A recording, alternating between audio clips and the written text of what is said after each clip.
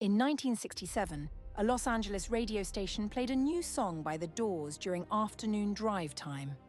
Halfway through, the program director burst into the booth and physically ripped the record off the turntable.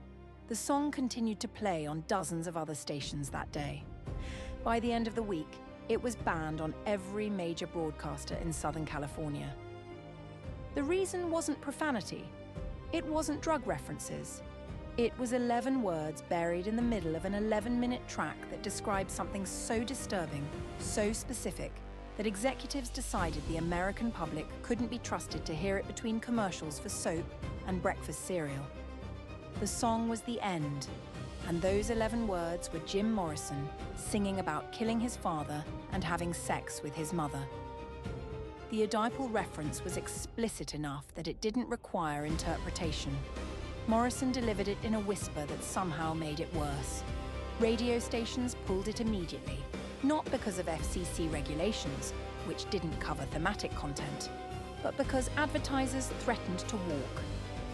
The irony is that the album version was already being sold in stores without incident, but something about broadcasting it into cars and living rooms crossed a line.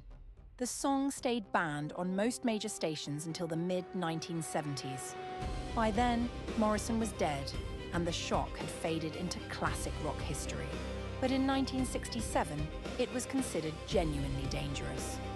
Some psychologists at the time argued that hearing those lyrics normalized patricide.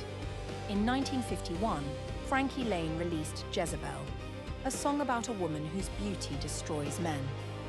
The lyrics describe her as a demon, a devil in the flesh, and blame her directly for the moral downfall of everyone who encounters her. The song was banned in several countries, including parts of the United States, not for sexual content, but for religious blasphemy. Lane compared the woman to the biblical Jezebel, who was eaten by dogs as divine punishment. The line that got it pulled was the one calling her a devil without clarifying it was metaphorical. Christian radio networks refused to play it. Even some secular stations avoided it after receiving complaints. What made it worse was Lane's delivery. He sang it like a gospel hymn, with full conviction, which made the condemnation feel real. The ban lasted for years in some regions. It only came back into rotation after the cultural shifts of the 1960s made the outrage seem outdated. Louie Louie by the Kingsmen was banned in 1963, and no one could agree on why. The lyrics were almost completely unintelligible. The recording quality was so poor that even the band members admitted they couldn't understand what the singer was saying. That's exactly what got it banned. Rumors spread that the garbled lyrics were hiding something obscene. Parents claimed they could hear graphic sexual descriptions if they played it at the right speed. Radio stations panicked and pulled it.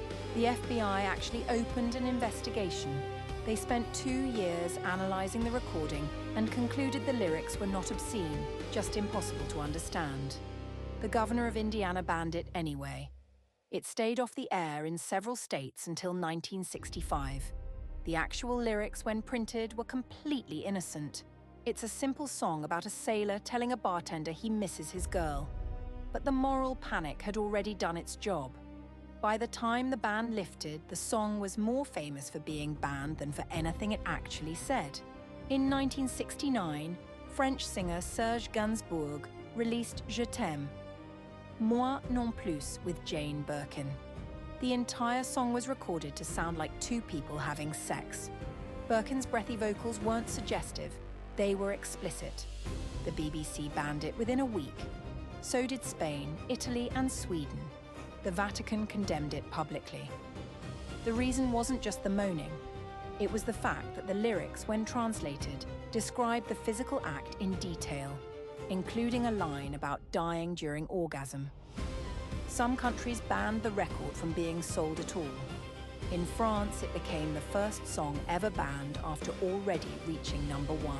Radio Luxembourg, which broadcast across Europe, played it once and received so many complaints that they issued a formal apology. The scandal made it one of the best-selling singles of the year. Gainsbourg later admitted he recorded it specifically to provoke censors and it worked exactly as planned.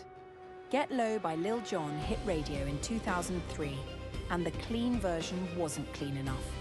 The song's explicit sexual content was so pervasive that even after bleeping out every profanity, the remaining lyrics still described acts that violated broadcast standards.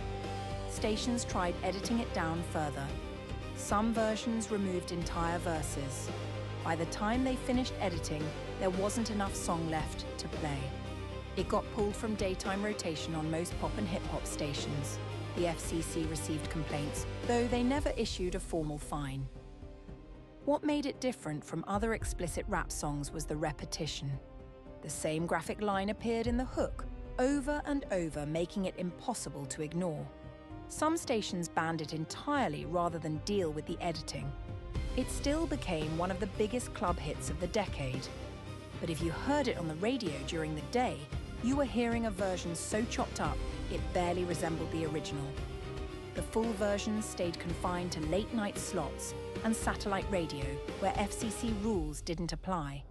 These songs didn't just push boundaries. They redefined what artists could say and what audiences were allowed to hear. Some of the bans made sense, others were pure panic. But every single one of them proved that music has power, and that power makes people nervous. If you found this video interesting, drop a comment with a song you think should have been banned, or one you think never should have been. And if you want to hear more stories about music that went too far, check out the next video on your screen.